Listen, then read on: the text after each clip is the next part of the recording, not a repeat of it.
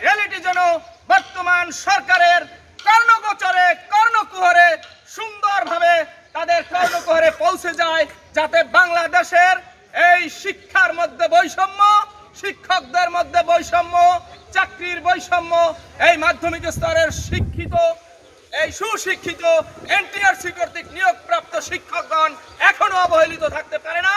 এই উদ্যোগটি যে মাধ্যমিক শিক্ষা অফিসাররা নিয়েছেন, এই জন্য নাজিরপুর উপজেলার মাধ্যমিক শিক্ষা পরিবারের পক্ষ থেকে তাদেরকে অভিনন্দন জানাই। 250-টিরও বেশি ডিজাইন অপশন নিয়ে ওয়ালটন স্মার্ট ফ্রিজ, বোঝে আপনার প্রয়োজন।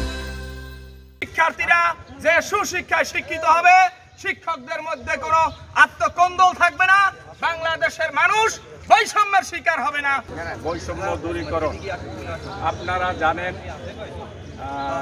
বর্তমান অন্তর্বর্তীকালীন সরকার যখন ক্ষমতায় আসলো তার 2-1 দিন পরেই আনসার বাহিনী একটা আন্দোলন করছিল। আনসার বাহিনীর আন্দোলনের সময় মাননীয় প্রধান উপদেষ্টা উনি বলছিলেন যে আপনারা এভাবে বিক্ষিপ্তভাবে আন্দোলন না করে আপনাদের দাবি দেওয়া যা আছে আপনারা আমাদের কাছে লিখিতভাবে পৌঁছাইয়ে দেন।